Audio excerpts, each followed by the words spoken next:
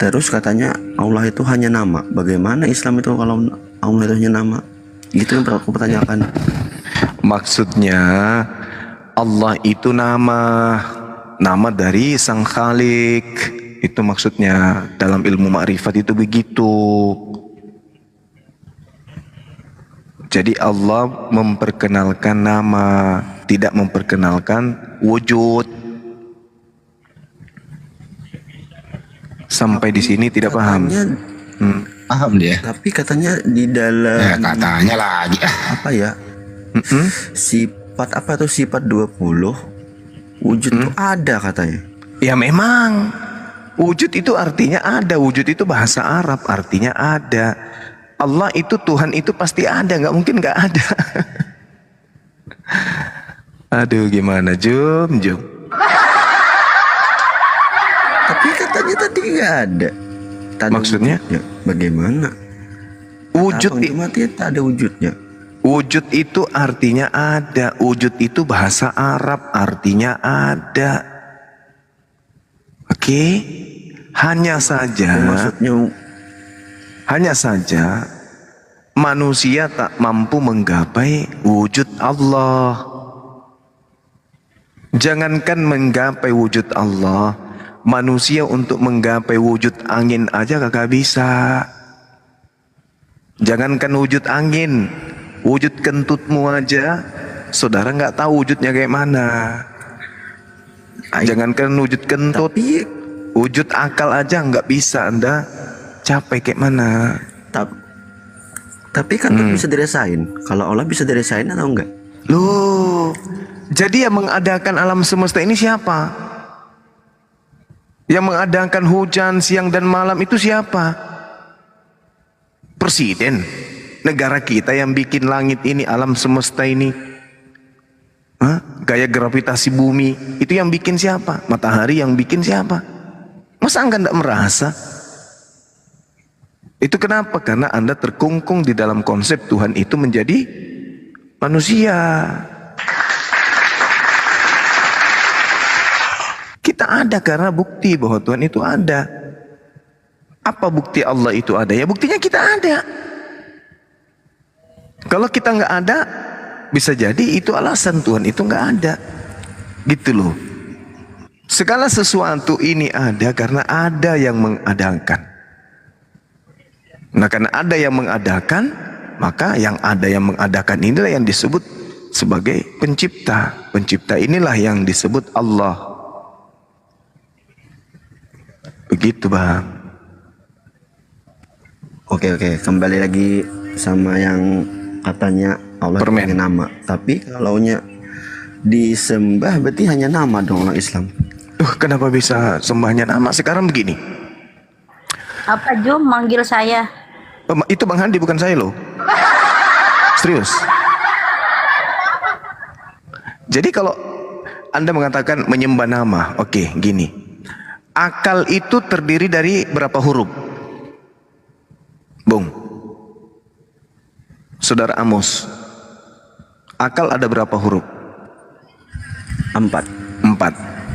4 huruf ini bisa Anda tunjukkan wujud dari akal?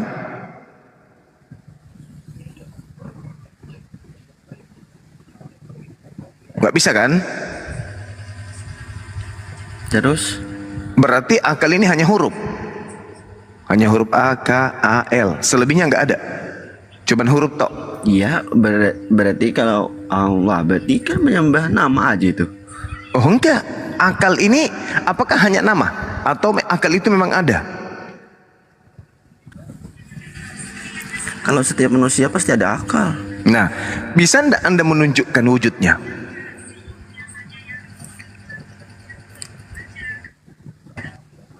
Nggak bisa. Tapi bisa. Bisa. Coba tunjukkan wujud akal Anda, coba.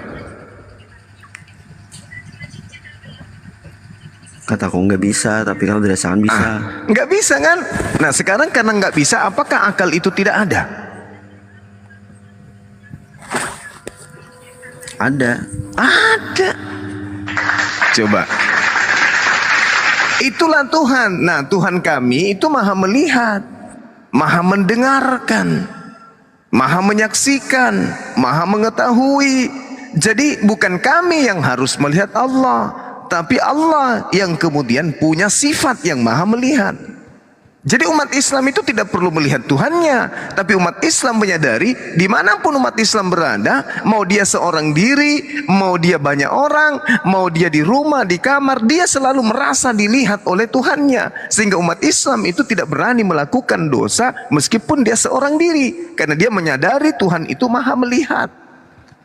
Kalau saudara beda, Tuhan Anda harus Anda lihat, harus jadi bayi, harus jadi manusia.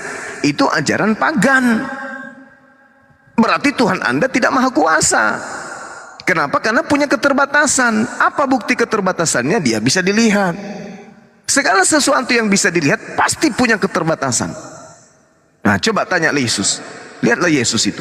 Mampu dan dia kemudian menahan rasa lapar? Tak bisa. Mampu tidak dia kemudian menahan rasa ngantuk? Tak bisa. Kenapa? Karena dia terlihat, dia makhluk. Makanya kami haram jadah menuhankan Yesus. Akal ada, tapi tidak bisa kita lihat. Dan kita imani akal itu pasti ada. Nah, Tuhan ada, tapi kita tidak bisa lihat.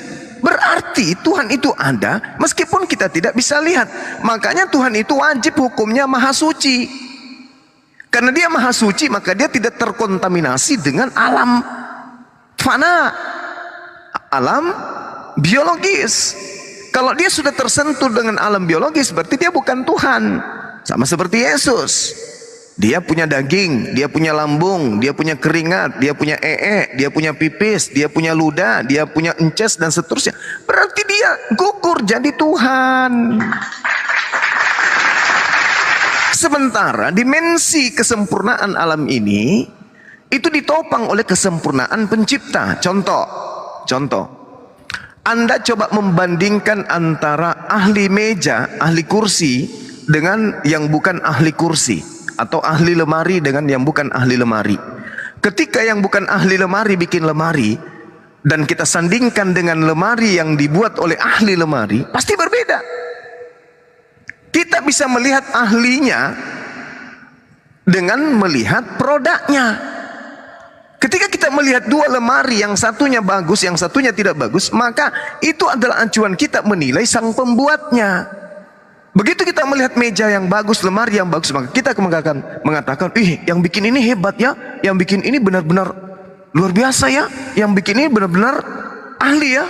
Tapi ketika kita melihat lemari yang dibuat catnya aja berantakan, kakinya miring-miring dan seterusnya, pasti kita akan mengatakan, wah, ini nggak becus yang bikin ini tidak ahli, ini belum bisa. Nah, bagaimana dengan alam semesta ini? Jangan alam semesta deh, jangan. Tak lihat jari-jari Anda. Coba Anda bayangkan, kalau jari Anda itu ibu jarinya pindah ke kiri, yang paling luar dia. Jari anak pindah ke dalam. Coba dibolak-balik jari-jari ini, ditukar.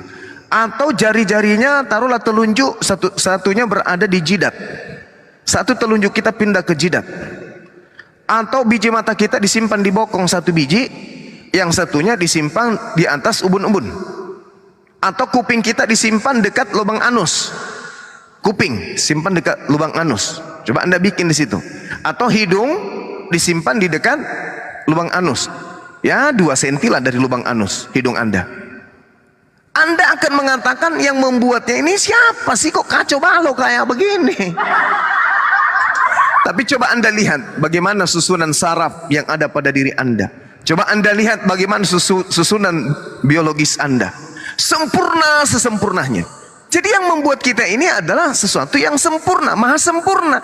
Karena dia maha sempurna, maka dia mustahil cacat, mustahil punya kelemahan, mustahil punya kehinaan, mustahil punya kelemahan. Oleh karena itu, dia tidak bisa menjadi manusia. Karena kapan dia menjadi manusia? Berarti dia punya kelemahan. Begitu saudara Amos.